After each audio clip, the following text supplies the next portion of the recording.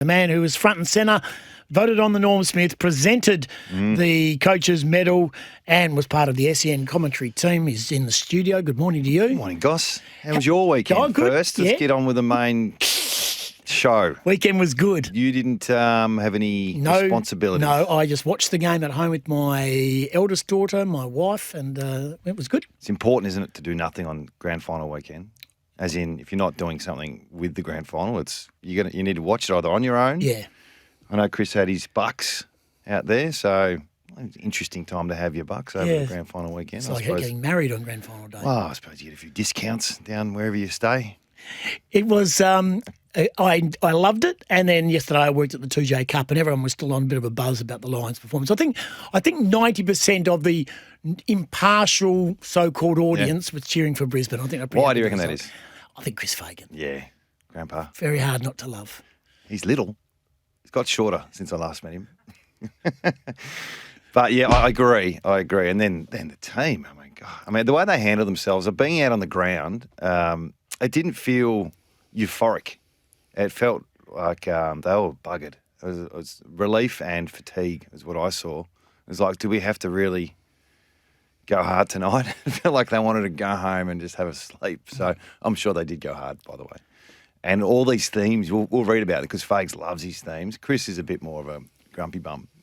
But Scott, that is, not grumpy bum. He just doesn't do the themes like Fags does. So we're going to ask you about, because you voted on the Norm Smith medal.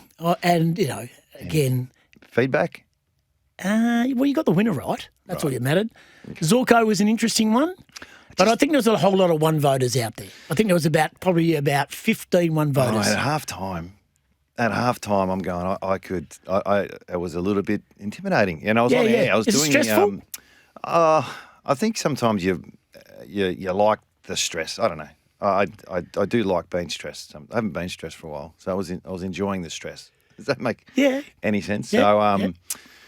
So making a call for anyone there watching it. And most people watch with their wallets who bet on the Norm Smith. So you're trying to go, hang on.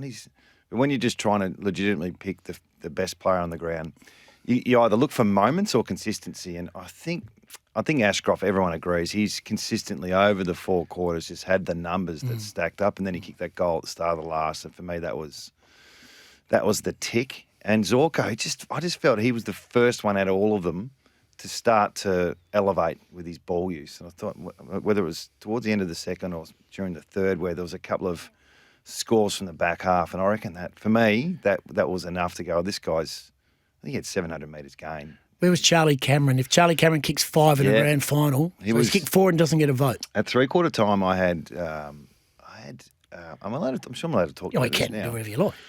I had Ashcroft, Cameron, Zorko, Bailey, Andrews, and actually the bigger one was Gardner. He was there too. So, and then Charlie had the shot in the last quarter on the boundary line.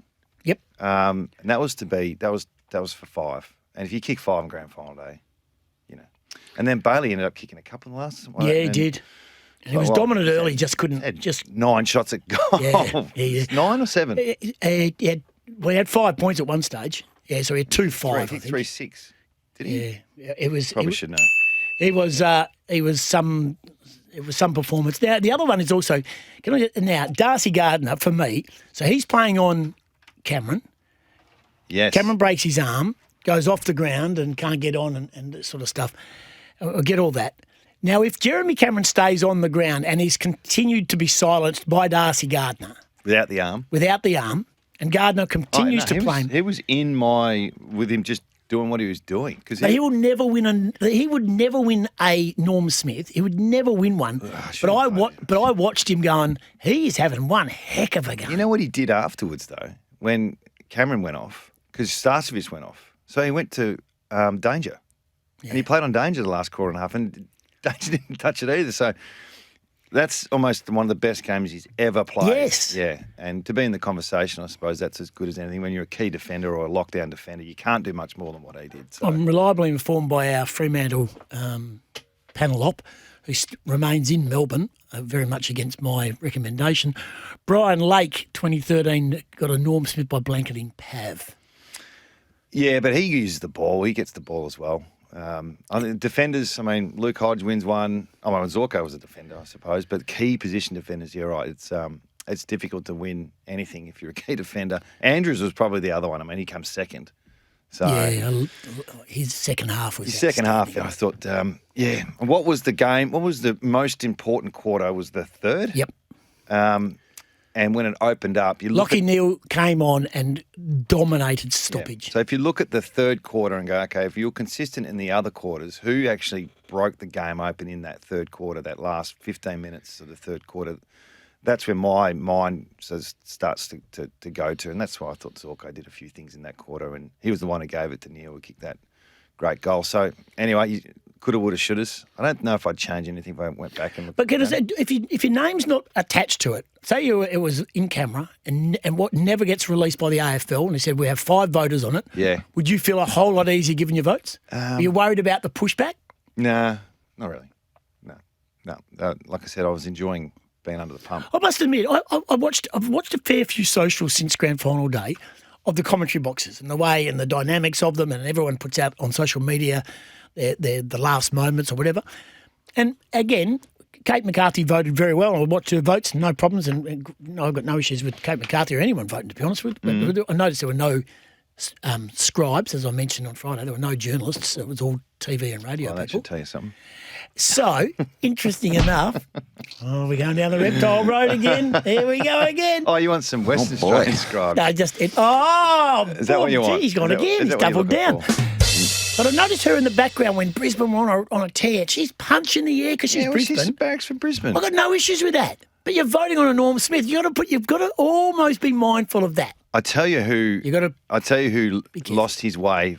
That I'd never seen it. So I think the great man Waitley, the great man. Yes. He's been brilliant for me in particular. Yes, he is. He's a Geelong supporter. He voted on Norm Smith when Geelong won, I think back in 2009. He told me. So, but you can't tell that he backs for Geelong, can you? You wouldn't even know, except there was one just bang on the table while he was commentating. It was a missed opportunity or a free kick that didn't get paid, and everyone jumped. And he sort of self-corrected straight away. Yeah, he's got one in his repertoire. He just went bang on the table. So I think it's okay to. I don't think she was biased to. No, I'm not saying she's biased to a voting really. You can walk and chew gum at the same time. Yeah. Is that the thing? Yeah, but you can. Just be a little bit mindful of it. Just be. Well, Hodgie was at Brisbane. He played for Brisbane. He voted. Yeah. Anyway, I thought she voted well anyway. Her 100%. Her votes were very good. Tim from Applecross. Was Lachie Neale a chance for the Norm Smith? He completely changed the game. I said that. Or thought it or whatever. So his second half, he's had 17 possessions. I think 7 clearances, score involvements, goal. Yes. Yeah, it wasn't really brought up, but can you imagine getting votes for a half a footy? It was unbelievable. It was a 0-0 draw at half time. Yeah, no, you could if someone slipped him in for a vote, you could mount that argument because the game changed. The first 5 minutes of the third, he didn't touch it, and he was just running around trying to get his hands on the ball. Yeah, and then we'll talk about the game later, but that midfield just broke it open. Give us a call on the Bauer and O'Day open line if you wish, because the little things are everything. 0487736736 is texting. If you want to call, give us 3 words to describe the grand final. 13 12 55. 3 words to describe the grand final, if you wish. Lachie Neale had 7 score involvements, 6 contested possessions, 4 inside 50s, and 266 metres gained. Yep, and was clean. And he played 44 minutes. And was clean with the ball. Yeah, yep. We're just going to talk today about the grand final, of course, and in particular, we are also going to talk about the future, because it is now really the focus goes on to the clubs to start getting some player action, and they think that Charlie Curnow has basically said, I'm going to Geelong, and Geelong want to make it happen. They've got to make it happen, and they're going to have to give up some players of some description. Trade. So I'm now ready for the trade week. You ready? Can you imagine if we didn't talk at all about it, and then we started today? Yeah. It'd be so much more hype. Yeah. But because we've just been, I reckon it started a month ago, didn't it? The bloody trade bell. We got no, started in March when Oscar met Sam Mitchell. So we've got Sam Edmund, coming up before 8 o'clock. He's a gun. Teskey Cleaning, reliable, professional, and always client first, from commercial to healthcare. They're trusted nationwide for consistency, professionalism, and fast response. Now, I know it's not all about you, and you don't like this, but I'm going with it because this is your last show, right? Yeah. No, I do like it, but not just amongst us. We don't have to. I know, but it's a public holiday, so... Okay. This is what you said on Monday in this studio. Who wins the game? On a Monday. No, you haven't dissected it yet, but Monday. The head says Geelong and the heart says Brisbane. So I'm gonna stick with Brisbane. But it could be one of those ones. It could be a classic. It could be a blowout halfway through the third quarter. I'm the first one to say my head says Geelong, my heart says Brisbane. Because I heard that 17 times throughout the week, but I'd like to say I was the first. You also said it on a Thursday. Probably a Lachie Neale type, or at the moment it's Ashcroft who's coming through a big game. My head says Geelong and the heart says Brisbane, and I'm going to stick with my heart. Very good. Yeah. You got every final right. Every game. Did you really tip Fremantle to lose to Gold Coast? Yep. Is that official? Yeah. Because I texted Kane because they said they were talking about who tipped the grand final winner, and then Kingy said Simo did, and I tipped, and I said to Kane and Kingy, I said Simo tipped every final correct and the Brownlow Quinella. He didn't tip Gold Coast to beat Freo, and I said yes he did, Yeah, I did. and got lambasted for it. Oh yeah. Brad Hardy, apparently Brad Hardy gave it to you about tipping. That's got me worried. Yeah. No, it was look. Tipping it's just genius. tipping. No one remembers tipping. I remember if you're an expert and you've had a big year. but I do remember you that. won't- no one- yeah. Let's continue to push forward. Hope Star. Oh, now, as soon as it happened, Starcevic, I went into West Coast mode. What would they be thinking? And now he's come out and said, I didn't have concussion. Well, I thought the same thing. I thought, okay, what's happened here? Concussion, and I was thinking more him, not West Coast. Just, what's this going to do to his career? Because when you go to the commission or wherever it is to get the final where McGovern went, and they say you need to take 6 months off or 6 weeks, whatever. So he went through that, didn't he? Yep. So he this is at the start of the year. Yeah, and then after the game, I'm on the ground and I see him up on the stage getting the medal. I'm going, okay, he doesn't look like you don't let the noises and all the delays of the concussion and everything. You're probably not getting up on the stage and in the celebration. So I thought, okay, maybe it's a neck or something like that. So what's the update? No idea. The update is the concern would be if you're a West Coast Eagles list manager, whether if he's got concussion. Yeah. But has he got concussion? Well, we don't know. Oh, okay. I'm pretty sure he said, I'm stand corrected on this. I'm pretty sure he said post-game he doesn't have concussion. Yeah. It just shows you how delicate it is, though, isn't it? I mean, that's with everyone. Like you give Miller a 10-year deal or, Pickett, you're only one or two, Venables had one concussion. It's just a big one. So, but West Coast would be treading carefully, would they not? I think everyone who puts a long-term contract or pays a lot of money, and that's probably the biggest caveat on any contract that gets offered is, okay, what's the risk here? And the risk is injury, and the biggest risk is concussion because it's not only is it bad for the person, but it's you can't come back from it. So. Alan Draper, third best midfielder in the draft out of the academy, the Ashcroft, Morris and Gallup. How many can the Lions win? Yeah, it's a bit of a dynasty, isn't it? The father-son, like if you just think about Fletcher and Ashcroft's, is there any more at Brisbane? I mean, 3's enough. But they're all under, there's 8 players under 22. There's 3 teenagers in that side. Where's Luke Hodges' son going? I don't know. Favouring Hawthorn, I think. Is he? I think. He just made that. No, I'm pretty sure he is. He played. I'm pretty sure he's favouring Hawthorn. Yeah, well, it's where Mum wants him to play, I reckon. And if they're up in Brisbane, it's probably up there. Yeah. Hey, for Teskey cleaning, the Monday clean-up, we're going to get a breakaway and come back. We've still got on this day because things don't stop for on this day. There's no on this round, is there? No, we won't worry about that. The coaches' votes is going to come up as well.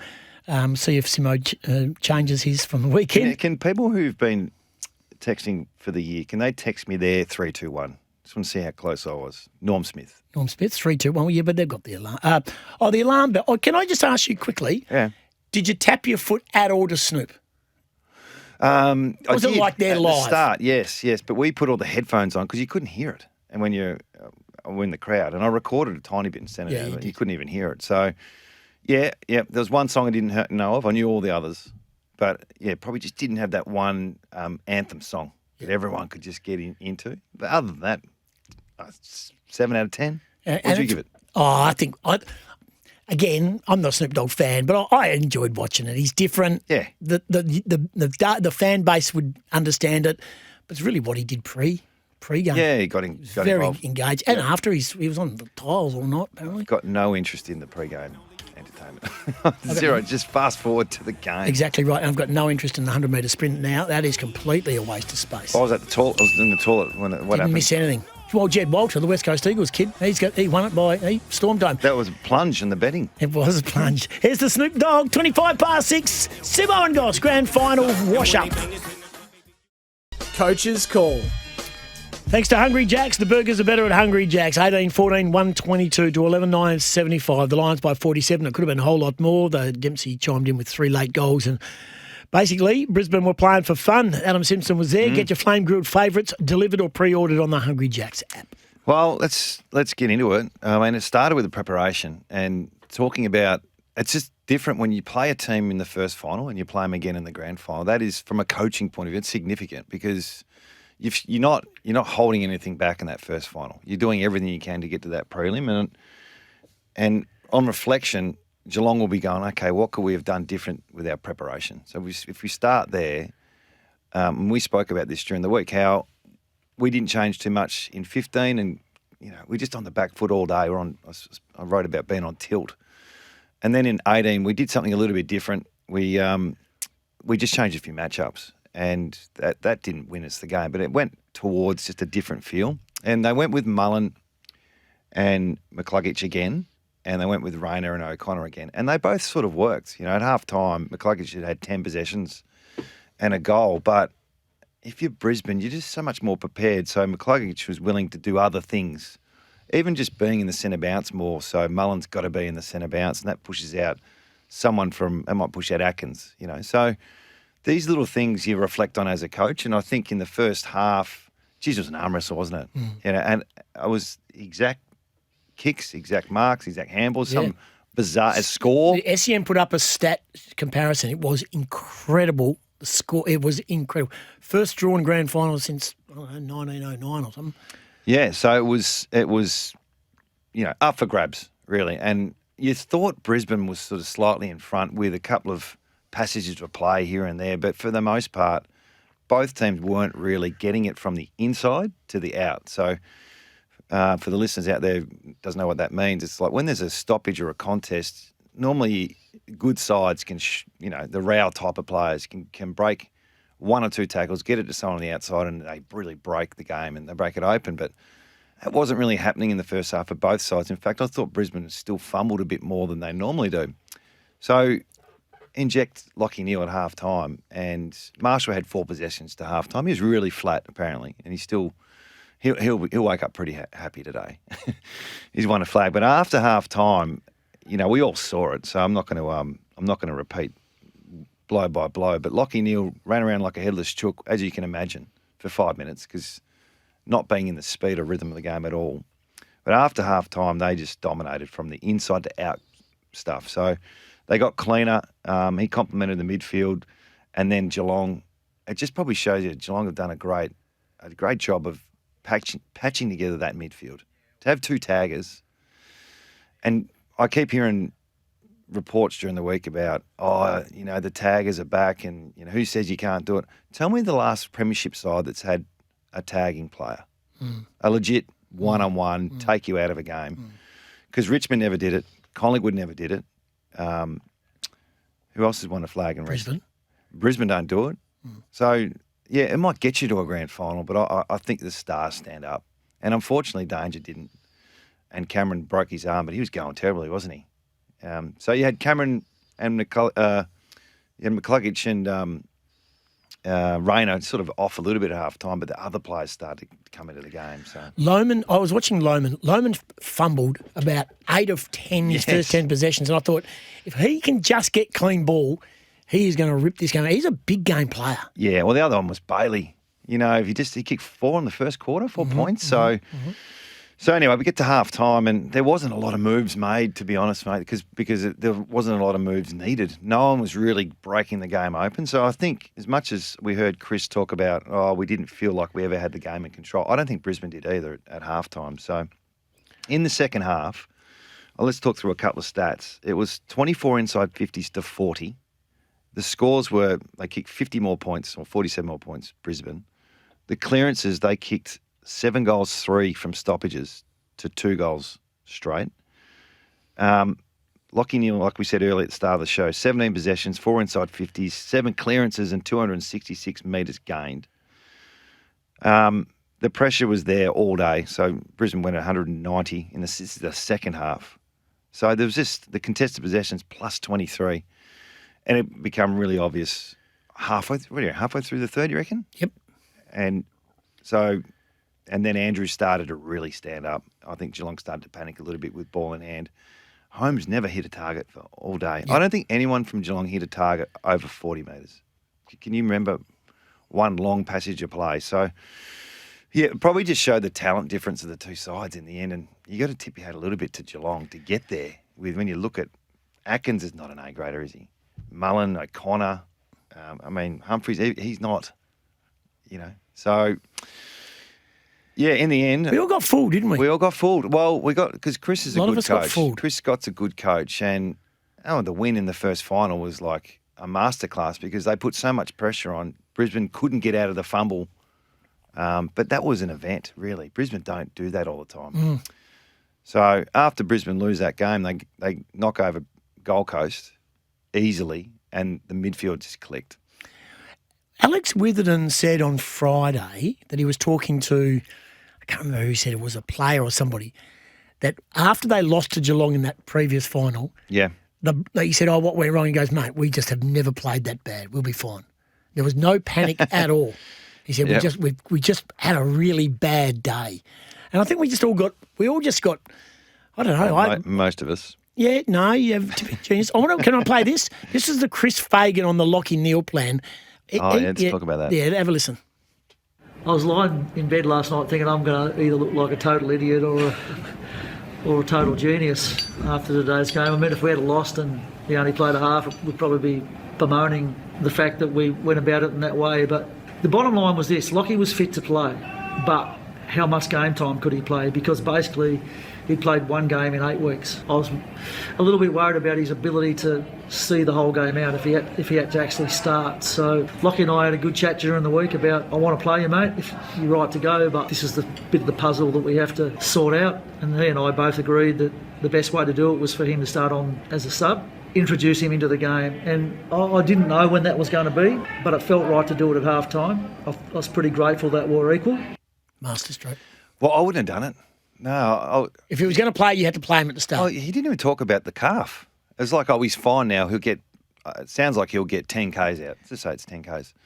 But I was thinking, if he comes on as a sub because someone gets injured and then he gets injured with the calf, then you got 3 on the bench. Where if you start him and he lasts 5 minutes, well, you sub on and you've still got 4 on the bench. So my logic was more, we're going to start you, go for as long as you can until you pop.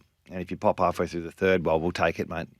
Hopefully we've got a good lead. But because you had a fit player now sitting on the bench, Sam Marshall. Then a fit player comes on and then away we go. We've always got the 4 available. But to reverse that, Correct. They must have thought his calf was absolutely fine. Correct. You know he's got an extra muscle. Yeah. Well, I didn't know that. Yeah. And I've never seen calves like it. No, I don't know if it contributes to the size, but I think there's an extra tendon or something in there for 10% of the population. Muscle. No, Soleus. Everyone's got a soleus. Hasn't got an extra one? You're drifting into territories you don't know, and I'm not far in front of you. But it's not a soleus. I think there's some sort of extra tendon you don't use. And I asked someone who's got that. Oh, Jared Healy. I said, if you get injured in one of the soleus or a gastroph, can this third one protect? And he said yes, but I don't think he would fully. Sam Edmonds should know. We'll ask him. Now, interesting, Noddy's, who's a big fan, I want to read Noddy's out. He said, Simo, it's been a privilege hearing a Premiership coach break down the complex so clearly across the multiple platforms. You were robbed of best newcomer. Yeah, hello, Ruby. Great to have you in this space. Enjoy the break. But he said, did you not tag with Mark Hutchings in 2018? Yes, we did. Absolutely. And that's what we changed up. Hutch had a tag, and I can't remember who he tagged in the first final. Side bottom? No, he didn't tag Sidebottom in the first final. I can't remember what he did in the first final, but he tagged Sidebottom in the grand final. And my point is, so that's 18. So after Hutchings, who else has done a lockdown role? Because I keep hearing, journalists say, "Oh, you got to tag. Look at Chris Scott's in front of everyone. Why don't you do it? Why don't you do it?" Well, tell me maybe West Coast is the only one that's done it in the last 10 years. So I just don't think it's as obvious to do it because grand final sides, premiership sides, they have 4 legitimate game breakers in the midfield. They don't have room for a C grader to take out an A grader. All righty. Are we allowed to play 11? Chris Scott talking about the challenges. Can we play this? Thank you, friend. Number 11. Without going into detail, and I won't go into detail, there are a lot of things known and unknown that were really challenging for us this year. And to be perfectly frank, there were times where it just seemed unlikely that we would be able to overcome those obstacles to give ourselves a chance today. But even without those things, I'd still be really proud of the way our club and our players in particular just keep fronting up. Yeah, interesting. He said... What were the challenges, do you think? I don't know if they were on field or off field. Obviously you had a few dust up. When you look back and you want everything to be perfect, and then Bailey Smith does the bird during training. He had his moment as well, Chris Scott. Chris got a critique, or got to respond to a moment in the press conference. There's always off-field issues at every club. There'll be off-field issues at Brisbane that we won't hear about. But I'm not quite sure what the big obstacles. They won't go into them, so we'll never know. Well, the Stewart's concussion, that's one. There's 2 or 3 self-inflicted things they've done to themselves. Their list looks pretty healthy for the most of the year. They had a really good run from a draw point of view in the last 5 weeks. Had a good run with the umpires till half time. Well, I don't think they had any. I reckon. No, they had no influence. No. Just the numbers. I thought Brisbane were a bit sloppy with the free kicks. So yep. I thought the umpire was pretty good. So do I. Yeah, so trying to figure out, have you got anything that jumps off the page? No, I've got nothing. Chris Scott is clearly not prepared to share those. Unless it's just our list isn't very good and I've done remarkable things with this list. But, So, but their midfield is weak, isn't it? Their midfield is... I always thought that. I always thought the vulnerability is the midfield, but they just get it done. They've got tough nuts in there that are team-first players and they'll drag you into the trenches. But I suppose when you get to the big stage, you can't drag them all in. And as much as they did it a few weeks ago, and they need danger. They need Smith. They need Cameron to be A-graders. And unfortunately, that's on grand final day. The A-graders have got to be A-graders. Not many premiership sides have the best players not playing well and they still win. I can't think of a time. Was there a more uninspiring 4-man ruck combination out on the grand final stage? But G Fort, that's back-to-back for Darcy Fort. He was a former Geelong player, was no surplus to requirements. Yep, you got to win or halve. I mean, you don't have to be. It's not the formula. Like if you've got an A-grade ruckman, that's imagine having Nat and Nui in that Brisbane midfield. Mm-hmm. So you'd like better ruckman, but I think the number one priority of a ruck is can you compete? And all 4 of those guys, I think Stanley has his days. I was really surprised. Blitzav works so well in the build-up from playing. Well, that's ruck. another coach. We said that on Friday. Yeah. Why would you? So Stanley's been missing for all that time, and then they go and change it up by bringing him back into the lineup. Yeah, there's a coulda, woulda, shoulda. I mean, he did say when he went down with a hamstring, we pick him, he's very important, he frees up others, and that's true. They normally play Stanley in the ruck and he drifts behind the play, and Blitzavs plays ruck, and they always have an extra. So if a team wants to play 6-6-6 on you, they get extras through dropping a wing back, dropping a ruck back. They didn't do any of that. They just went down a different path, which, you can't be too critical of Geelong. It's been a pretty good era. But on the day, did he maximise every matchup? Did he strategise everything that happened in the first final and the second final? I'm sure they reflect on a couple of things. Chris Fagan's, I look at Chris Fagan and I go, is he a tactical coach or is he just a people manager? That's why he coaches on the bench. Doesn't look like he moves the magnets too much. I reckon there's a lot going on in their coach's box with their assistant coaching staff. Shouldn't be underestimated. I'm just interested to know, is he... He's tactical. Is he really? Yeah, don't listen to the...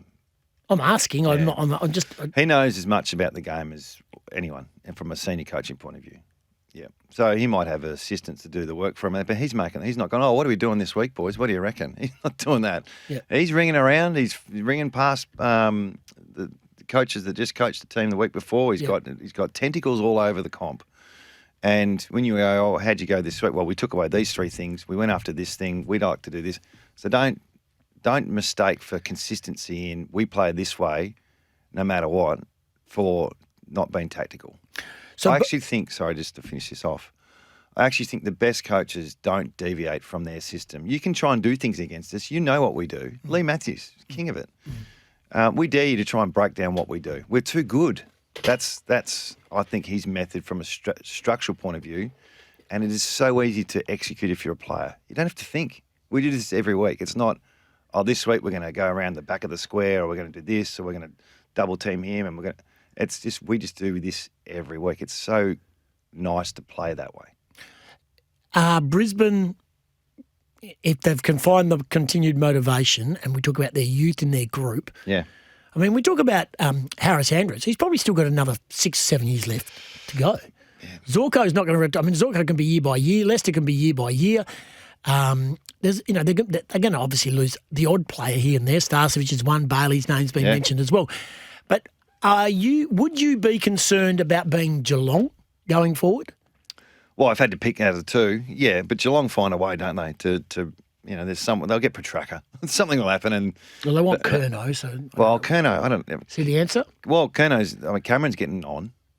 You know, he's not getting younger, so they need to replenish. So both these clubs are good at that. But the Brisbane list, I mean, they got 8 players under 22, and 3 of them are teenagers, and they're not just top up. I mean, Marshall's probably just hanging on. You know, he's got some work to do with his game, but Fletcher and the Ashcroft brothers and Gallup and Rayner. How old's Rayner? Yeah. Morris, Lohman, they've got 10 years left if they stay there. The question will be is how hungry are they going to get? Yeah. You know, if you've won 2 premierships and you're 21, what are you going to be doing when you're 26? But it's interesting because we talk about the Brisbane Lions dynasty of those 3 flags in a row, Brown and Black and all those guys, and they're just lauded. This is the new phase. These guys could go beyond that. Oh, yeah. They were all in their late to early 30s, late 20s, early 30s. So the other thing to finish off on the tactical thing, Brisbane were the best team in the comp for a number of years at kicking the ball around, weren't they? Make the ground big, just kill you 1,000 cuts, 100 marks. Didn't see that in the big games. And they're like, I reckon halfway through this year, it was a Carlton game Thursday night. Their hands was just bang, bang, bang, inside to out. It was almost like they said, we need to get out of this contest now, boys, with our hands. Let's be more brutal and direct with the shape of the ball. And that's what stood up, I thought, in the final series. So the ability to go from the kick game to the inside handball game, that was what they did tactically throughout the year. And they won it also without any key forward impact. I mean, Logan Morris didn't have his best game. Gallup didn't have his best game, but it's their small forwards, small midfielders damage. And you've got 4 or 5. You've got Lohman, Bailey, Rayner. They just all look like they're going to kick a goal. Who's been the best tall forward to impact the grand final the last 10 years? Probably Josh Kennedy. Yeah, well, he kicked 3. He was important, really important. But there's not many. Like, if you're planning for the big day, you're planning for those Bailey types, aren't you? Yep. The guys, I tell you what really is really evident on game day is that the player that can get in front of the play, everything's one-on-one now. So Dempsey, he just knows how to be 2 metres in front of the contest. So if it spits forward, Bailey does that better than Dempsey. You watch him. Everything is, I'm not trying to win that ball. I'm trying to get the ball just 10 metres in front of the play. And his ability to do that it really stood out on the game. Will Ashcroft had this to say about comparing his Norm Smith medal wins. I like this. He was in a different space last year. It's very different. Like, for me individually last year, I was probably a bit more shocked when I was announced to Norm and won the Premiership last year, just because of where I was halfway through the year. I hadn't even played yet. I was coming back from ACL, just trying to find my feet. I think I played 9 games potentially in the home and away season, and was just sort of grateful to be playing finals, really. And then to have that moment was amazing. But then this year to build and have Levi at the club all the way through, probably a bit more emotional for the family, and a pretty amazing feeling to have him here. Yeah, they're just so exciting to have them. I tell you what they do well, whether it's Fags or not, it's just they stay classy, don't they? Yeah, Wilmot's a worry. Yeah, he's the worry. He's a worry. You're a problem. He's a problem. But I'd like to think I said it earlier. They looked fatigued, relieved, rather than elation, and it was like, oh, oof. That was good. All right, let's have a few beers and get on with pre-season. Thanks to Hungry Jacks. The burgers are better at Hungry Jacks. That's the coach's call for the final time in 2025 with Adam Simpson. Get your flame-grilled favourites delivered or pre-ordered on the Hungry Jacks app. Mark Duffield's in after 8 o'clock. Good morning to you. Hey, Good morning, Tim. Good morning, Adam. Yes, what did you make of grand final day from a Perth watching perspective? So I quite liked the pre-match entertainment, but it brought home that they're wasting money on it if they're going to have the day and if they're going to have the game in the day.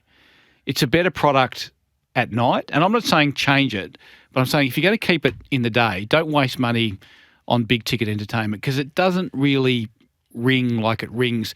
Remember here when they had the halftime show and it was dark and they were able to use lighting and They got that. The fluoro lights, half of them didn't work.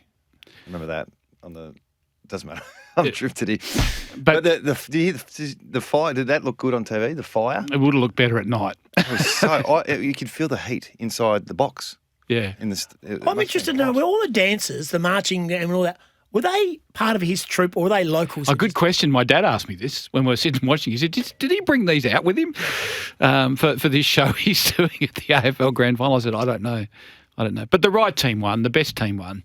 And that was pretty clear, I think. And I liked your take on Zorko because the game swung twice, I thought. And it swung in the middle of the second quarter when Zorko started to use the ball really positively through the middle. And it swung after halftime when Lachie Neale was injected. And obviously Cameron was injured by that stage. And I think Brisbane realised they didn't have a stick to hit him with. So they just... Charlie they got Cameron really too was suited. the other one.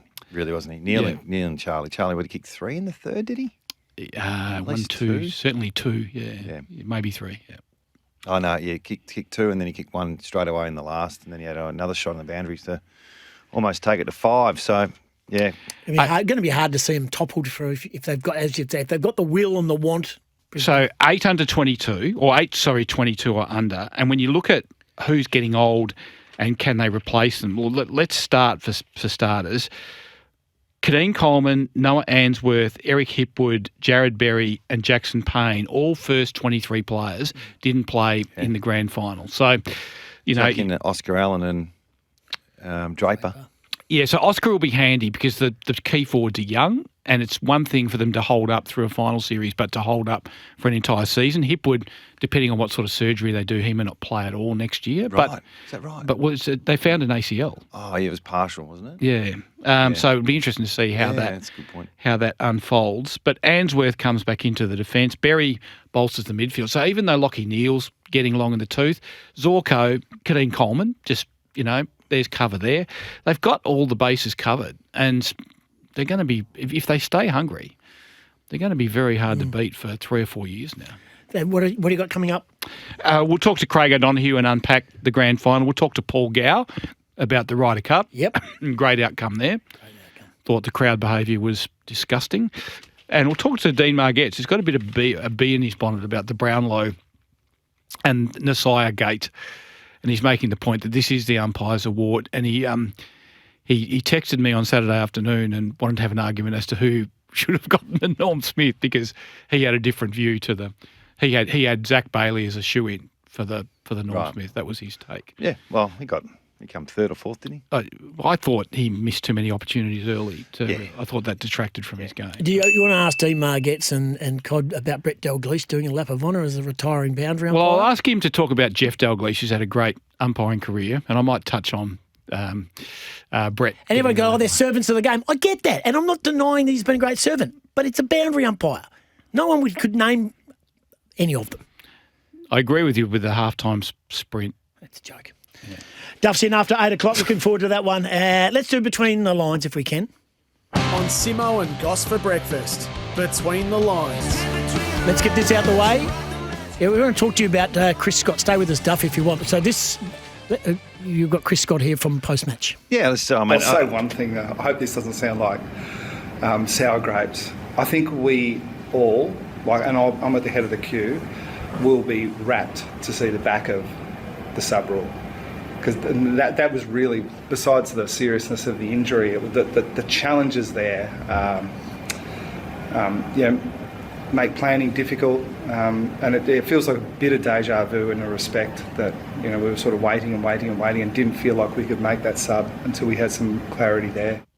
What are they waiting for? I don't know. Yeah, maybe it was, the broken arm. So that's probably the only time you're going to have to really worry about that, because if it's any other game, he's broken his arm, he's coming off. So it's when it's all or nothing in grand final, and it's a break. It can't get any worse. We think he's okay. We can stick in there. Let's let the juice numb it. But you just don't do that in any other game. So I suppose that particular rule, is it done? I haven't heard the sub rule is done. It looks to be headed that way. Greg Swan has indicated, I think he's not a fan. If it's done, are you 18 plus 5 on the bench? Just have 5 on the bench, or do you go back to 22, or do we? I just worry when there's always new administration and they just change a rule for I don't like it. Whether it's a stand rule or 666, and then we're going to live with it. And whoever decides this, where's the research? Where's your data? Where's your analytics? Where's the ripple effect of all the things the rule changes you make?